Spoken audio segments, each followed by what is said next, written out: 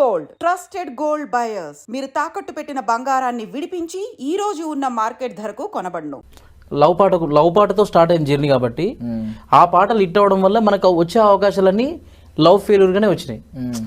అమ్మ మీద వాడుతున్నా, లేకుంటే ఇంకో భక్తి పాట వాడుతున్నా, ఇంకోటి వాడుతున్నా కూడా మనకి ఎక్కువ అవకాశాలు ఇట్లే వచ్చినాయి కాబట్టి అవి ఎక్కువ చేయడం వల్ల మనకి ఇప్పుడు సాధారణంగా ఒక మనిషికి ఒక ఫేమ్ వచ్చింది అనుకో, ఇంకా అదే ఫేమ్ లో చూస్తూ ఉంటారు. సో అట్లా అవకాశాలు ఎక్కువ రావడం వల్ల పాటలు కూడా అట్లే హిట్ కావడం వల్ల అట్లా అంటారు. Okay, no problem.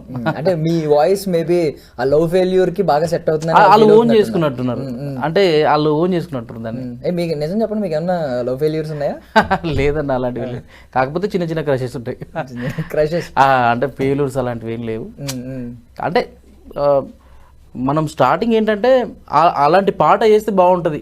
అది ఎమోషన్కి సంబంధించి ప్రతి ఒక్కరికి లవ్ స్టోరీ అనో లేకుంటే ప్రతిదీ అది ఉంటుంది అని చెప్పేసి నేను ఆ పాటతో స్టార్ట్ చేసిన. మీరు భలే అన్నారు ఇప్పుడు పాయింట్, ప్రతి ఒక్కరి లైఫ్ లో ఉంటాయి ఇవి అని చెప్పి. మీ లైఫ్ లో లేకుండా మీరు ఎలా పాడుతున్నారు? మీకు కూడా ఏదో ఒకటి ఉండాలి కదా, ఒకటన్నా లవ్ ఫెయిల్యూర్ మీరు కూడా ఎక్స్పీరియన్స్ చేసి ఉండాలి కదా. లేదు అన్న, ఫెయిల్యూర్స్ అయితే ఏం లేవు. జస్ట్ క్యాజువల్గా నేను అనుకొని ఈ ఇద్దరు అంటే ఎక్కువ ఇప్పుడు అమ్మ మీద ఉంటుంది ప్రేమ, తమ్ముని మీద ఉంటుంది, అందరి మీద ఉంటుంది. కానీ ఇద్దరు ప్రేమికుల మధ్యలో ఉండేది అది వేరే. సో ఆ ఎమోషన్లో పాట వేస్తే అందరికి కనెక్ట్ అవుతున్న విధానంలో చేయాల్సి వచ్చింది. సో అట్లా జనరల్లీ చాలా ఇన్వాల్వ్ అయి పాడుతూ ఉంటారు. మీరు చాలా ఇన్వాల్వ్ అయి పాడుతున్నప్పుడు ఏదైనా ఒకసారి ఇమాజిన్ చేసుకుంటారా? ఒక ఫిక్షనల్ స్టోరీని కానీ ఇమాజిన్ చేసుకుని లవ్ ఫెయిల్యూర్ మీరే చెందినట్టు ఇమాజిన్ చేసుకుని ఆ ఫీల్డ్లో పాడుతూ ఉంటారా? 100%. ఈ విషయంలో మాత్రం మీరు అన్నట్టుగా ఫెయిల్యూర్ అవ్వాల్సి వెళ్తాయి. ఎందుకంటే ఖచ్చితంగా మనం అలాంటి ఆ ఎమోషన్లోకి, ఆ బాధలోకి, ఆ గాథలోకి వెళ్ళకుంటే మనకు అది రాదు, డెప్త్ ఖచ్చితంగా రాదు. ఎందుకంటే ఇప్పుడు ఒక ఎంటర్టైన్మెంట్ పాట వేరు, ఒక ఎమోషనల్ పాట వేరు, ఒక వేరే టైప్ ఆఫ్ పాట వేరు. సో ఇలాంటి పాటలు ఏంటంటే ఖచ్చితంగా మనం ఆ ఎమోషన్లోకి వెళ్తే తప్ప రావు. అంటే ఫేస్ రీడింగ్ కూడా మారిపోతుంది. అవును, ఇప్పుడు కొన్ని మాస్ సాంగ్స్ ఉంటాయి, తానే అది వేరు. ఇట్లా మనం మాస్ సాంగ్స్ పాడుతున్నప్పుడు, అది జోస్ సాంగ్స్ పాడుతున్నప్పుడు వేరు. కానీ ఖచ్చితంగా లవ్ సాంగ్స్ పాడినప్పుడు ఆటోమేటిక్ మన పేజ్ చేంజ్ అవుతుంది. ఆ ఎమోషన్లోకి వెళ్ళాల్సిందే ఖచ్చితంగా. అది మాత్రం ఆ విషయంలో మాత్రం కన్ఫర్మ్. ఓకే, మేము ఆ ఎమోషన్లోకి వెళ్ళాలనుకుంటున్నాం. ఒక మంచి లిరిక్ పాడితే మేము ఆ ఎమోషన్లోకి వెళ్ళి మనం ఇంటర్వ్యూలో కంటిన్యూ చేద్దాం. అయ్యో తప్పకుండా. గాయాలు చేసావు ఈ జన్మకు, భారాన్ని చేసావు నా జన్మకు, బంధాన్ని తెంపావు ఈ జన్మకు, మరుపంటూ రాదమ్మ ఏ జన్మకు, మారిపోయావే ఓ పిల్ల, మర్చిపోయావే నన్నిల్లా, గుర్తుకొచ్చినప్పుడల్లా ఓ గుర్తుకొచ్చినప్పుడల్లా గుండె లాగుతుందే ఓ పిల్ల, నువ్వు లేవన్న బాధ రావన్న బాధ సంపుతుందే మళ్ళా, గుర్తుకొచ్చినప్పుడల్లా గుండె లాగుతుందే ఓ పిల్ల, నువ్వు లేవన్న బాధ రావన్న బాధ సంపుతుందే మళ్ళా, ఏం చేశానే నేనే నేరం, నేనేం చేశానే నీకే ద్రోహం, ఏం చేశానే నేనే నేరం, నేనేం చేశానే నీకే ద్రోహం, నువ్వంటే పిచ్చే నీకోసం సచ్చే ప్రాణమే నాది కాదా, ఊరంచు వాగుల్లో అలల నడుమ నేనిదుతున్నంగ ఈత, వాగంత పొంగొచ్చి నే కొట్టుకెళ్తుంటే నన్ను చూసి పెట్టిన కూత, గుర్తుకొచ్చినప్పుడల్లా ఓ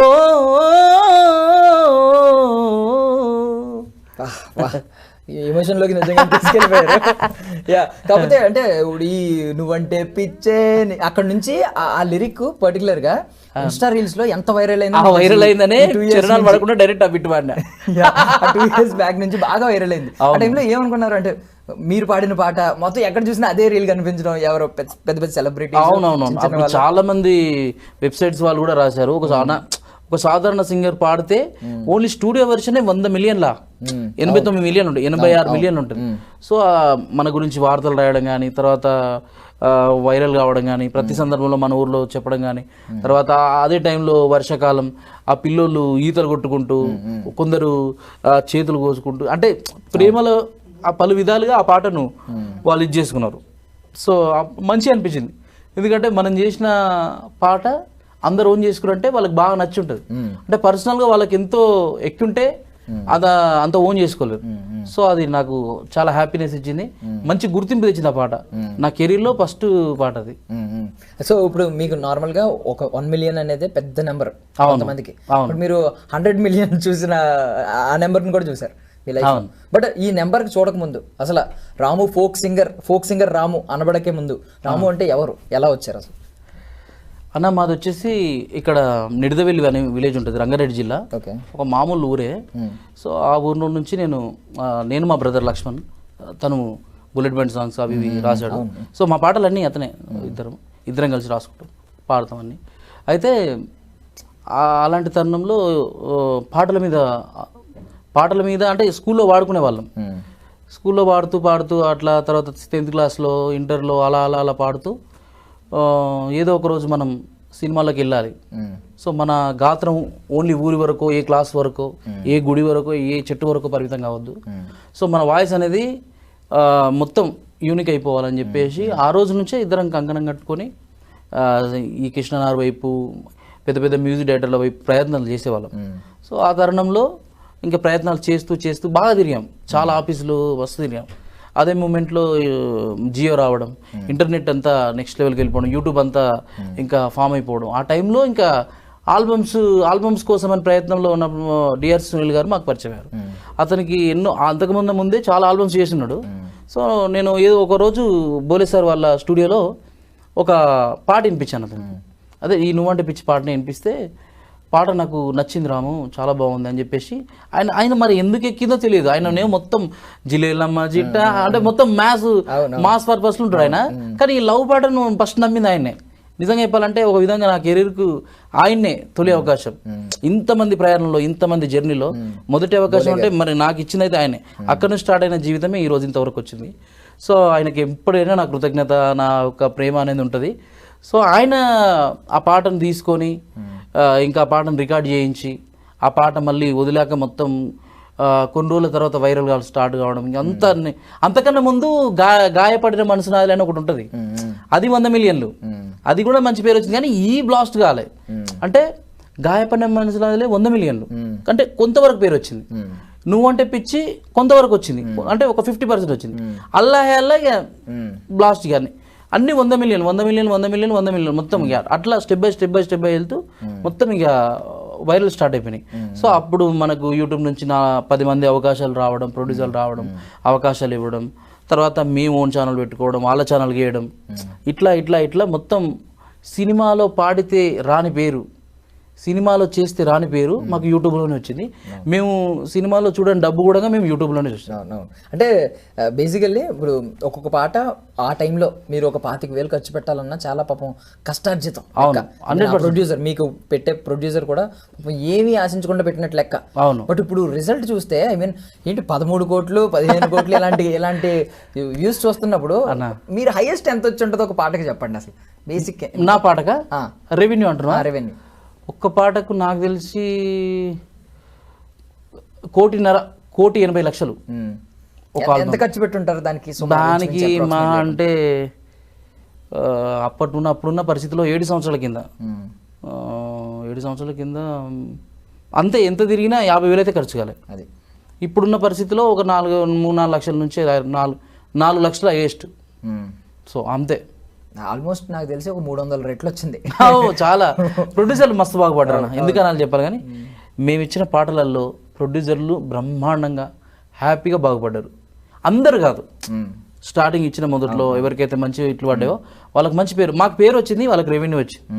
అట్లా అదే ఏమీ ఆశించకుండా ఒక క్రాఫ్ట్ని ఎంకరేజ్ చేద్దాం, ఒక కల్చర్ని. ఐ మీన్ జానపదం అంటే కల్చర్, మన సంస్కృతి. అయితే అప్పుడున్న పరిస్థితులు ఏంటంటానా, ఇప్పుడు నీకు ఇండస్ట్రీకి గత 10 సంవత్సరాల బ్యాక్ ఎట్లున్న పరిస్థితులు, అప్పుడు ఇంటర్నెట్ కూడా అంతంత లేదు. సో ఆ టైంలో ఏంటంటే మన పాట రికార్డ్ అయ్యి బయటికి రావడమే గగనం. సో ఆ టైంలో అవకాశమే ప్రధానం కాబట్టి ఏది ఇచ్చినా తీసుకొని ఇట్లా కళ్ళకు అద్దుకొని తీసుకున్నట్టు అయిపోయింది అప్పుడు పరిస్థితులు. సో ఆ టైంలో ఇచ్చినవన్నీ మైల్ స్టోన్సే. అట్లా ఆ పాటలు వర్కౌట్ అవ్వడం, వాళ్ళకి మంచి రెవెన్యూ రావడం, ఇక అది వాళ్ళు కూడా మనకు పెద్ద ఎత్తున కాకుండా సరే అనుకున్న రెమ్యునేషన్ అయితే ఇచ్చారు. ఇక్కడ ఇబ్బంది పెట్టలేదు. కోవిడ్ మీకు ఎంతో కొంత మేలు చేసిందని అనిపిస్తుందా? బికాస్ సోషల్ మీడియా రావడం వల్ల, ఈ సోషల్ మీడియా 100% పెరగడం వల్ల మీరు ట్రెండ్ అవుతా వచ్చారు. 100%. ఎందుకంటే అన్న ఇప్పుడు ప్రతి ఒక్క కళాకారుడు సినిమా అంటే సినిమానే నమ్ముకొని ఉండాలంటే నిజంగా అవకాశాలు వస్తాయా మీకు తెలుసు. ఇక్కడ వచ్చిన ప్రతి ఒక్కరు ఏ కథ పట్టుకోనో ఏ ఒక్క హీరో అవుదామని చెప్పేసో ఒక కామెడీ ఏమైనా ప్రతి ఒక్కరు వచ్చేవాళ్ళే. సో అందరికీ సినిమానే వేదిక కాదు కదా. సో ఈ సోషల్ మీడియా ఉండడం, ఈ యూట్యూబ్ ఉండడం చాలా ప్లేస్. ఎందుకంటే ఆ సినిమా అనేది లాంగ్ పీరియడ్, ఎప్పుడు జరుగుతుందో తెలియదు. సో దానికోసం వెయిట్ చేయాలి. సో ఈ సోషల్ మీడియా ఏంటంటే ఓవర్ నైట్లో స్టార్ కావచ్చు. సో ఇది అందరికీ షార్ట్ టైంలో ఏ బ్యాక్గ్రౌండ్ అవసరం లేదు, ఏ ప్లే ఏది అవసరం లేదు. సో మనకు టాలెంట్ ఉంటే దానికి కూడా కొంచెం ఆవగించేంత అదృష్టం ఉంటే ఖచ్చితంగా ఇందులో మంచి సక్సెస్ చూడొచ్చు. Okay. So basically I mean 10 ఏళ్ల క్రితం అన్నారు. ఐ మీన్ మీరు ఏదైనా ఈ టైంలో ఇప్పుడు మిమ్మల్ని అయిపోయి ఫోక్ సింగర్ రాము గారు అంటే అందరూ గుర్తుపడతారు. ఈ పాట చూసిన వాళ్ళు మేము బయట కనిపిస్తే ఏ అన్న ఎలా ఉన్నావు అని చెప్పి మాట్లాడుతూ ఉంటారు. ఈవెన్ మీ బ్రదర్ బుల్లెట్ బండి లక్ష్మణ్ కూడా, ఆయన కూడా సూపర్ ఫేమస్ అయిపోయారు. బట్ ఏదైనా ఇండస్ట్రీ స్టార్టింగ్ లో వచ్చినప్పుడు బికాస్ మీరు పట్టుకున్నది జానపదం అనేది మన సంస్కృతి, మనకు అదొక ఆస్తి అని ఫీల్ అవుతాం బేసికల్లీ. బట్ దాన్ని ఆదరించే రోజులైతే ఇప్పుడు వస్తున్నాయి కానీ అప్పుడు లేవు. అందరూ ఆదరించేవారు కాదు, ఒక పర్టికులర్ టేస్ట్ ఉన్న వాళ్ళు మాత్రమే. సో ఏమన్నా అవమానాలు ఎందుకు ఇది అని చెప్పి మీ ఎదురుగుండా అనడం, వద్దు దీనికి అంత ఏం రాదు అని చెప్పి మిమ్మల్ని కొంచెం రిజెక్ట్ చేసినట్లు, ఇలాంటి ఏమన్నా అవమానాలు ఎదుర్కొన్నారు? సినిమా పరంగా చాలా అవమానాలు అన్న. ఎందుకంటే మేము చాలా పెద్ద పెద్దలకు తెలుసు, ఈ ఇంటర్వ్యూ చూస్తున్న ప్రతి ఒక్కరికి చాలా పెద్ద వాళ్ళకి మేము తెలుసు. వాళ్ళకు మేమిద్దరం కూర్చొని టేబుల్ మీద పాటలు వినిపించిన సందర్భాలు చాలా పెద్ద స్టార్ డైరెక్టర్లకు. సో సరే ఆ టైంలో అంటే మనం చిన్నగా అనిపించినాం. సో నమ్మే అవకాశం ఇవ్వలేదు. సో ఇప్పటికైనా మనం ఇంత పెద్ద ఇన్ని మిలియన్స్ ఆఫ్ ఇన్ని మైల్ స్టోన్స్ దాటుకొని పోతున్నప్పటికి కూడా ఇంకా ఇప్పటికీ అదే సిచ్యువేషన్ ఉంది. సో ప్రజల పరంగా యూట్యూబ్ పరంగా మాకు మంచిగానే ఉంది, కానీ సినిమా పరంగా అవకాశాలు అనేది చాలా ఇబ్బందిగానే ఉంది. ఇప్పటికీ అలాగనే ఉంది. బట్ మీరు పాడిన పాటల్ని బాగా సూపర్ హిట్ అయిన కొన్ని పాటల్ని వాళ్ళు రీమిక్స్ చేసి వాడుకుంటున్నారు. అవును, అడిగిరు రైట్స్ అడిగి వాడుకున్నారు.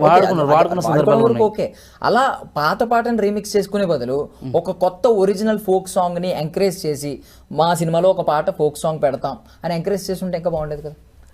ఈ ఆలోచన మీకుంది నాకుందన్న, కానీ వాళ్ళకుంటే నేను 100% చేయడానికి సిద్ధంగా ఉన్నా.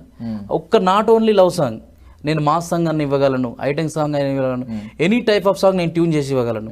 ఇప్పటికీ ఆ అవకాశం నాకు కనుక నమ్మి కనుక ఏ డైరెక్టర్ ఇచ్చినా 100% మీరే చూశారు. ఒక నార్మల్ సాంగ్నే 100 మిలియన్లు తీసుకెళ్ళి ఎంతో రెవెన్యూ చూపించినటువంటి బ్రదర్స్.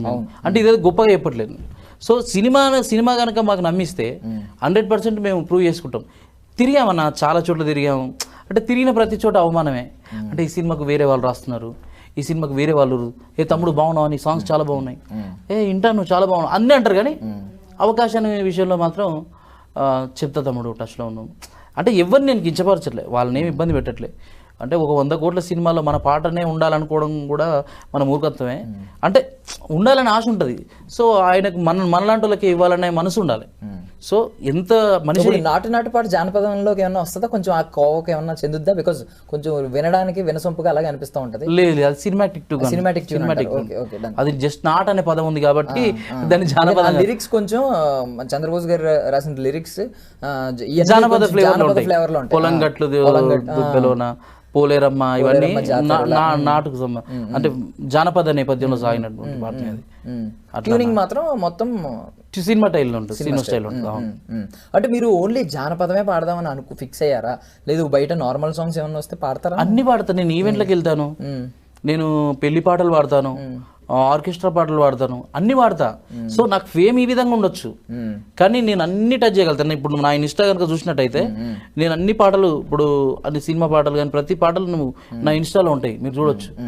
మరి ఎప్పుడు ఈ విధంగా పాటలు పాడడానికి ఎవరిని అప్రోచ్ అవ్వలేదు? ఐ మీన్ మీరు సింగర్ కాబట్టి, ఓపెన్ గా ఉన్నారు కాబట్టి మీ గానం గురించి, ఐ మీన్ మీ వాయిస్ గురించి చాలా మంది అప్రిషియేట్ చేస్తూ ఉంటారు. డీప్ వాయిస్ ఉంది. ఐ మీన్ నార్మల్ సాంగ్ దాన్ని ఏమంటారు, బీట్ ఉన్న సాంగ్ పాడాలంటే ఎనర్జీ లెవెల్ ఎక్కువ ఉండాలి. బట్ ఒక డీప్ సాంగ్ పాడాలంటే దానికి ఇంకా ఎనర్జీ లెవెల్ ఉండాలి, బ్రీతింగ్ ఎక్కువ కంట్రోల్. మీరు అలాంటి కంట్రోల్, అంత మంచి వాయిస్ ఉన్నప్పుడు ఎవరు మీకు అవకాశాలు ఇవ్వలేదు ఎప్పుడు? ఏ మ్యూజిక్ డైరెక్టర్ కావచ్చు, ఎవరైనా? అంటే కొన్ని అంటే రాలే అన్న, వాస్తవంగా ఎవరు ఇవ్వలే. అంటే అంటే వాళ్ళు ఎట్లా ఫీల్ అవుతారంటే వీళ్ళకి ఒక యూట్యూబ్ ఉంది, వీళ్ళే ఆర్థికంగా బాగానే సంపాదించుకుంటారు, అంటే ఇచ్చిన పాటలు మొత్తం మావే అనుకుంటారు చాలామంది. మేము ఇచ్చిన పాటలు రెవెన్యూ మొత్తం వీళ్ళకే రావచ్చు, వీళ్ళు అంతో ఆర్థికంగా బలంగానే ఉంటారులే అంటే వీళ్ళకంటూ ఒక ప్రొఫైల్ రెడీ చేసుకోరు కదా. 100 మిలియన్లు చూసినాడు అంటే రెవెన్యూ ఏ లెవెల్ ఉంటుందిలే అని అనుకునే వాళ్ళు కూడా ఉండొచ్చు. సో మేము ఇచ్చింది ఏంటంటే ప్రొడ్యూసర్లకు ఇచ్చినాం. ఇప్పుడు ఒక ప్రొడ్యూసర్కి మనకు నమ్మి మనకు అవకాశం ఇచ్చిండు, ఆయన ఒక పాట చేసిన 100 మిలియన్ కలిసి వస్తే నాకు షేర్ ఇయ్యడు కదా, మన రెమ్యునేషన్ అనేది మనకి ఇస్తాడు. కాకపోతే గుడ్ విల్ ఏదన్నా ఓ బంగారం లేకుంటే ఏదన్నా ఒక గుడ్ విల్ ఏదన్నా గిఫ్ట్లు ఇవ్వచ్చు అంతే తప్ప మనకు అందులో వాటా ఇవ్వాలని కూడా రూల్ లేదు. అట్లాంటి ఇప్పుడు బుల్లెట్ బండి పాట విషయంలో మీకు తెలుసు అది 500 మిలియన్ల ఆ రేంజ్లో వెళ్ళిపోయింది. సో లక్ష్మీ రెమ్యునేషన్ చూసి చెప్తే షాక్ అవుతారు, చాలా తక్కువ రెమ్యునేషన్, కానీ మరి పాట సంపాదించింది ఎంత, కోట్లు సంపాదించింది. అలాగని మేము ఆమెను వాటా అడగలేం కదా. ఆమెకి ఇవ్వాలన్నా సరే లక్ష్మీ ఇంత మంచి సక్సెస్ ఇచ్చింది కాబట్టి ఆమెకి ఇవ్వాలన్న భావన ఒకటి ఉండాలి, అది లేనప్పుడు మనం ఏం చెప్తాం అంతే. బట్ ఏంటంటే అంటే మీరు ఏం చేయాలంటే నెక్స్ట్ సాంగ్ మాత్రం కొంచెం ఎక్కువ ఇవ్వండి, మీరు ఆల్రెడీ అడగాలి అంతే. అది అంటే మేబీ అట్లా అనుకోవచ్చు అన్న. నేనేమంటే ఈ మన ఐడ్రీమ్ ద్వారా నేను చెప్పేది ఏంటంటే ఇచ్చిన పాటలన్నీ ఛానల్స్ అన్ని వాళ్ళవే ఉండొచ్చు, వాళ్ళదే ఒక వ్యవస్థగా మారిపోయింది అంతే. అంటే ఆర్థికంగా బాగా సంపాదించినప్పుడు ఒక 5 రూపాయలు ఇవ్వడం అని అనుకుంటారు.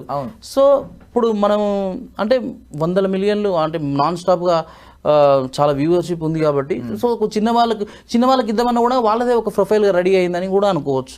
పెద్దవాళ్ళకి ఇవ్వాలంటే ఇంకా మన థాట్కి ఇంకా రాలేదు అనుకోవచ్చు. అంటే నేను ఇంకొకటి అబ్జర్వ్ చేసింది ఏంటంటే ఎక్కువగా మీకు ఇండియన్ ఐడల్, సరిగమప ఇలాగ షోస్ ఉంటాయి. అవును, ఆ షోస్ లో వాళ్ళే సింగర్స్ అవుతూ ఉంటారు. అవునవును, అందులో కంటెస్టెంట్స్ తర్వాత సింగర్స్ అవుతూ ఉంటారు, సినిమా పాటలు పాడుతూ ఉంటారు.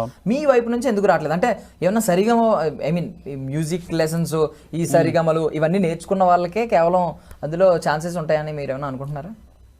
ఎందుకు షోస్ వెంబడి పడుతున్నారు? అంటే షోస్ అన్ని ఏంటంటే వాళ్ళ అవకాశం ఇస్తే ప్రూవ్ చేసుకున్నారు. ఇది మీరు ఓన్ గా మీరు ఒక ప్లాట్ఫామ్ ఓపెన్ ప్లాట్ఫామ్ మీరు వచ్చి ఇండిపెండెంట్ గా మీరు సక్సెస్ అయ్యి చూపించారు.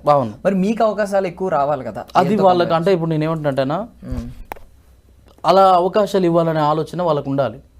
ఎందుకంటే ఎంతసేపు వాళ్ళ త్రోనే వాళ్ళ నేతృత్వంలోనే వాళ్ళ మనుషులే అన్నట్టుగా వాళ్ళు కాకుండా నేను వాళ్ళ మనుషులే ఉంటారని నేను అంటలేను, మళ్ళీ ఇది వేరే విధంగా తీసుకుంటాను. నేనేమంటే ఫోక్ నుంచి కూడా పలాని ఈ పిల్లగాడు ఫేమస్ అయ్యాడు, ఈ పిల్లోని పెడితే బాగుంటుంది అనే ఆలోచన వాళ్ళకు కూడా ఉండాలి. ఇప్పుడు మనం పోయి అడుగుతామన్నా, వాళ్ళు మీరు అన్నట్టుగానే సంగీతం ఎక్కడ నేర్చుకున్నారండి, గమకాలు ఏంటండి, అదేదండి ఇదేనండి. ఇప్పుడు మన వాయిస్ ఇంత బాగుంది కాబట్టి జనాలు ఇంత లెవెల్లో హై చేసిరు. సో ఇప్పుడు సంగీతంతో పోల్చుకొని నీకు ఆ పట్ట ఉందా ఈ పట్ట ఉందా అంటే మనం ఏం చెప్పలేం. న్యాచురల్గా వచ్చేసింది సంగీతం అనేది మనకు న్యాచురల్గా వచ్చేసింది. అంతేగాని మీరు సంగీతం ఎవరి దగ్గర అభ్యసించారు ఏం చేశారు అంటే మనం దానికి ఏం చెప్తాం ఇప్పుడు వర్షాలలో అమ్మలక్కలు వాడుతూ ఉంటారు, వాళ్ళకి ఏ గురువు వచ్చి నేర్పించాడు సంగీతం అంటే నేను తప్పుగా అనట్లేదు. సో మనం వచ్చింది ఒక మట్టి ఒక మామూలు గ్రామం నుండి ఒక మధ్యతరగతి కుటుంబం నుంచి వచ్చినట్టు సంగీతం సరిగమలు అన్ని సృష్టించినోడికి ఎవరు చెప్పారు? ఎవరు చెప్పలేదు. ఓపెన్ అది మీరు ఒరిజినల్ గా చూసుకున్నా ఈవెన్ మార్క్ జకర్బర్గ్ మనోడేమి చదివేసి నేను అదే అంటున్నా, లెజెండ్స్ ఎవరు కోర్స్ చేయలేదు, లెజెండ్స్ ఎవరు కోర్స్ చేయలేదు నా దృష్టిలో.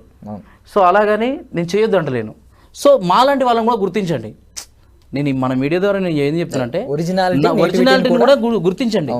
ఇప్పుడు మీరందరూ నేర్చుకొని ఉండొచ్చు, సో మనం నేర్చుకోకపోవచ్చు. సో ఈ మట్టి వాసనను కూడా గుర్తించుకోండి. ఇప్పుడు ప్రస్తుతం వెళ్తున్నది జానపదమే కదా, మట్టి వాసనే కదా. సో దాన్ని కూడా దాని సెక్షన్ ఇప్పుడు మీరు 90 మందికి వాళ్ళకి అవకాశం ఇచ్చారు, 10 మంది వీళ్ళకి ఇవ్వండి, వీళ్ళు కూడా బాగుపడతారు, వాళ్ళు బాగుపడతారు కదా. ఇది పాటే అది పాటే కదా, అన్ని వినసొంపివే కదా. సో ఇవ్వాలన్న ఆలోచన గొప్పగా ఉండాలన్నా. నేను ఏమంటే ఏ స్టార్ డైరెక్టర్ అయినా, ఏ మీడియా అయినా, ఏ రంగం అయినా ఒక కళాకారునికి నమ్మి ఇవ్వాలన్న ఆలోచన ఉండాలి. ఇప్పుడు మనం వెళ్తాం చూద్దామమ్మా చెప్దామమ్మా అంటే ఎట్లా పోబుద్ది అవుతుంది, ఎట్లా జరుగుతుంది. ఇప్పుడు హిందీ సింగర్స్ ని కొంతమందిని తీసుకొచ్చి ఫోక్ సాంగ్స్ పాడిస్తున్నారు, ఎప్పటి నుంచో ఇది ట్రెండ్ ఉంది. బట్ తెలుగు వాళ్ళని మాత్రం ఎప్పుడు సినిమాల్లో నేను ఒరిజినల్ ఫోక్ సాంగ్ పెట్టి చూడలేదు. నాకు తెలిసి ఆ సినిమాలో నువ్వు పక్కనుంటే బాగుంటే అదేమన్నా కొంచెం ఫోక్ సాంగ్ లోకి వస్తుందేమో, వినసొంపుగా కారమెట్టి పెట్టిన కమ్మగుంటా కత్తి పెట్టి గుచ్చిన సమ్మగుంట, మేబీ అది కొంచెం ఫోక్ కేటగిరీలోకి వస్తుందేమో. నేను ఎక్కువ చూడలేదు ఫోక్ సాంగ్స్, అయితే రీమిక్స్ చూసాను తప్ప. మీరు అన్నట్టుగా ఒక విధంగా యూట్యూబ్ పరంగా బిజీగా ఉన్నామన్నా, సినిమాల పరంగా లేవు. సినిమాలు రావాలన్న ఆలోచనలతో అయితే ఉన్నాం మేము అవకాశాలు. అలాగని ఆఫీసుల చుట్టూ వెళ్ళట్లేదు అని కాదు, కానీ అంటే బాగా తిరిగి ఉన్నాం. సో ఈ తరుణంలో మా టైం వేస్ట్ కాకుండా మేము ఇండిపెండెంట్ ఆల్బమ్స్ చేసుకుంటూనే ఉన్నాం, దాని హిట్ అయితేనే ఉన్నాయి. సో ఏమైపోయిందంటే సినిమాకి ఇచ్చినా యూట్యూబ్కి రావాలి, అక్కడ ఇచ్చినా యూట్యూబ్కి రావాలి. మన పాట జనాల్లోకి వెళ్తే చాలు అన్నదాకా వెళ్ళిపోయారు. అది సినిమాల వస్తేనే పాటనా లేకుంటే లేదన్నంత నార్మల్ కళాకారుడు అట్లా ఊహించుకుంటుండు. సో మన పాట హిట్ అయితే చాలు. ఇప్పుడు రాను బొంబాయికి రాను ఒక పాట సినిమా కాదు, సూపర్ 200 చిల్లర పోయింది, 200 మీరు అల్లాహే అల్లా 250 తెలుసు కదా మొత్తం పాన్ ఇండియా లెవెల్లో. అంటే ఆల్మోస్ట్ ఆల్ ఫోన్ ఉన్న ప్రతి ఒక్కరు మన పార్టీని ఉంటారు. అట్లా అంటున్నా నేను. ఇప్పుడు మిమ్మల్ని సడన్ గా అడిగితే ఫోక్ సింగర్స్ ఎవరైనా సినిమాల్లోకి వచ్చి సక్సెస్ అయిన వాళ్ళు ఉన్నారంటే ఎవరు గుర్తొస్తారు? మన చెల్లె పాడింది కదా స్వామి స్వామి మౌనికయ్య, ఆమె ఒక పాట పాడింది, తర్వాత లక్ష్మి పాడింది. అదే అంటున్నా, ఇప్పుడు ఒక్క పాట పాడుంది చెల్లెలు, సూపర్ 100% నెక్స్ట్ లెవెల్ హిట్ అది పాట. సో ఇంకా తర్వాత అవకాశాలు అనేది నేను వాళ్ళిద్దరిని అయితే చూడలే ప్రస్తుతం అయితే. అంటే ఇప్పుడు జానపదం మీద మీకు ఎందుకు అంత ప్రేమ? అంటే మన తాతల తరం నుంచి వస్తుంది మన ఆస్తి అనే భావన ఏంటి, లేదంటే జస్ట్ మీకు సంగీతం మీద ప్రేమేనా, జానపదం మీద ఏమైనా స్పెషల్ లవ్ ఏమైనా ఉందా? అలా ఏం లేదన్నా. అంటే మనం పుట్టిన నేపథ్యం కావచ్చు, మనం పెరుగుతున్న వాతావరణం కావచ్చు. ఇప్పుడు ఒకటన్నా, ఇప్పుడు నేను ఒక నార్మల్ ఒక మామూలు మధ్యతరగతిలో అలాంటి ఫ్యామిలీ నుంచి పుట్టినాను నేను. నాకు సంగీతం ఈ ఈ సరిగమపాలు ఇవన్నీ నాకు నా తాత ఆ వాయిద్యుడు కాదు, మా నాన్న అది అలా నేర్పించలేదు. నా నేచర్ అంతా వేరు. కానీ నాకు పాడే ఇంట్రెస్ట్ అదంతా ఉంది. కానీ నేర్చుకోవాలంటే పెద్ద పెద్ద టౌన్లకి వెళ్ళాలంటే ఖర్చుతో కూడుకున్నట్టు అప్పుడున్న పరిస్థితుల్లో. ఇప్పుడు అందరికీ అందుబాటులో అయిపోయినాయి. సో అలాంటప్పుడు ఆ నేచర్తో ఫ్రెండ్లీ ఉండి నేర్చుకోవడమే తప్ప ఇంకా అతను పెట్టుబడి పెట్టి ఏం నేర్చుకుంటాడు సంగీతము అదంతా అట్లేం లేదు. సో అది అంతే. ఇక ఇప్పుడు మాకు మంచి సంగీత టీచర్ ఉన్నానుకో, వాళ్ళ పిల్లలు ఆటోమేటిక్గా సంగీతం నేర్చుకొని ఉంటారు. ఇప్పుడు వీళ్ళు పెరిగిన విధానం అట్లా కాదు కాబట్టి వాళ్ళు ఎట్లయితారు, వాళ్ళ నేచరే అట్లా. అంటే అంతే, వాళ్ళ యొక్క సిచ్యువేషనే అంతే. ఈ మధ్య ఈ మల్లెమాల ప్రొడక్షన్స్ లో కొంచెం ఎక్కువ ఎంకరేజ్ చేస్తున్నారు. లైక్ మన లక్ష్మణ్ గారిని కావచ్చు, అంటే కొంతమందిని మిమ్మల్ని కావచ్చు పిలుస్తూ ఉన్నారు. మీరు వెళ్ళారు, పర్ఫార్మెన్స్లు ఇచ్చారు. సో వాళ్ళు ఎంకరేజ్మెంట్ బాగుంది. ఇటువైపు బిగ్ బాస్ ఒకటి ఉంది. బిగ్ బాస్ లో ఎంకరేజ్మెంట్ ఎంతవరకు ఉంది? అంటే బోలే గారు ఎక్సెప్ట్ బోలే గారు ఇంకెవరు